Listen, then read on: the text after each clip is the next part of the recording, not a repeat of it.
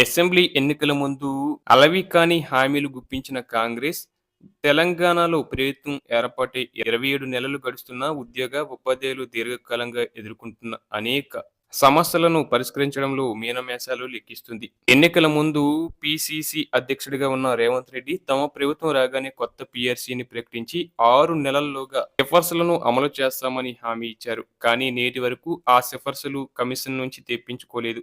పైగా మొదటి వాయిదా ఏప్రిల్ 2024 నుంచి అక్టోబర్ 2024 వరకు, రెండవ వాయిదా అక్టోబర్ 2024 నుండి 2026 మార్చి 31 వరకు, అలాగే మార్చి 2026 నుంచి మళ్ళీ సెప్టెంబర్ 30 వరకు ముచ్చటగా మూడోసారి వాయిదా వేసి ఉపాధ్యాయ ఉద్యోగులకు తీవ్ర నిరాశకు గురిచేశారు.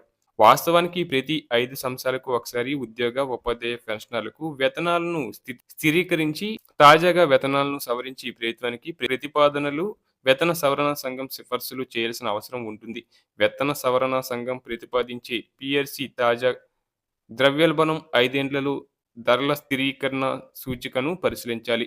గత పీఆర్సీ నివేదికలను పరిశీలించి లోపాలను సవరించి వేతన సవరణ తేదీ నాటికి ఉన్న మూల వేతనం, కరువు భత్యం, షిప్మెంట్లను కలిపి వచ్చిన మొత్తాలను తాజాగా మూల వేతనాలుగా మాస్టర్ స్కేల్ ఇంక్రిమెంట్లు శాస్త్రీయంగా ప్రతిపాదించాల్సిన ఆవశ్యకత కమిటీకి ఉంటుంది.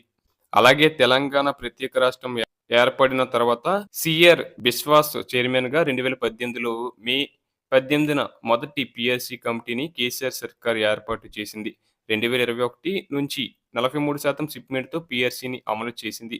ప్రభుత్వంపై ఏడాదికి 12,595 కోట్లు అదనపు భారం పడినా, కరోనా కష్టాలు వెంటాడిన రాష్ట్ర అభివృద్ధిలో ఉపాధ్యాయ ఉద్యోగుల పాత్రను గుర్తించి అంతటి భారాన్ని కూడా భరించేందుకు సిద్ధపడింది. మొదటి పీఆర్సీ గడువు 2023 జూన్ 30తో ముగిసింది. అలాగే 2023 జూలై 1 నుంచి రెండో పీఆర్సీ ఇవ్వాల్సి ఉంది. కేసీఆర్ నేతృత్వంలోని బీఆర్ఎస్ సర్కార్ 2023 అక్టోబర్ 2న రిటైర్డ్ ఐఏఎస్ ఆఫీసర్ ఎన్ శివశంకర్ను చైర్మన్గా వేతన సవరణ సంఘాన్ని నియమించింది. 6 నెలల్లోగా రిపోర్టు తయారు చేసి ప్రభుత్వానికి సమర్పించాలని ఆదేశించింది. అనేక పర్యాయాలు చర్చించి ఉద్యోగ సంఘాల నుంచి ప్రతిపాదనలు స్వీకరించి సుదీర్ఘ కసరత్తు తర్వాత పీఆర్సీ నివేదిక సిద్ధమైంది.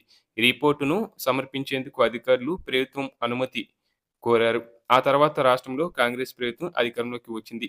ఇదిలా ఉండగా ప్రస్తుత ముఖ్యమంత్రి రేవంత్ రెడ్డి ప్రభుత్వ ఉద్యోగుల జీతాలు పెంచాలంటేనే జంకుతున్నారు. ఒకేసారి నన్ను కోసినా పైసలు లేవు అని మరొకసారి మీకు జీతాలు పెంచి ఉప్పు, పప్పు, పెట్రోల్, డీజిల్ ధరలు పెంచాలా? లేక రైతు భరోసా, కళ్యాణ లక్ష్మి పథకాలు, సామాజిక పెన్షన్లు తగ్గించాలా అంటూ ఉపాధ్యాయులను ప్రశ్నిస్తున్నారు. సీఎం స్థాయిలో ఉన్న వ్యక్తి మాటలు ఆశామంజసం ప్రమాదకరం. ఇక ప్రస్తుత ప్రభుత్వం సెప్టెంబర్ 2026 వరకు పీఆర్సీ నివేదికను వాయిదా వేయడం సరైన పద్ధతి కాదని ఉద్యోగులు వాపోతున్నారు. వెంటనే ఈ నిర్ణయాన్ని ఉపసంహరించుకోవాలని, తక్షణమే పీఆర్సీ నివేదికను తెప్పించుకొని 5% ఐఆర్తో పాటు 40% షిప్మెంట్ 2023 జూలై 1 నుంచి అమలు చేయాల్సిన బాధ్యత ప్రభుత్వంపై ఉందని ఉద్యోగ సంఘాలు ప్రశ్నిస్తున్నాయి.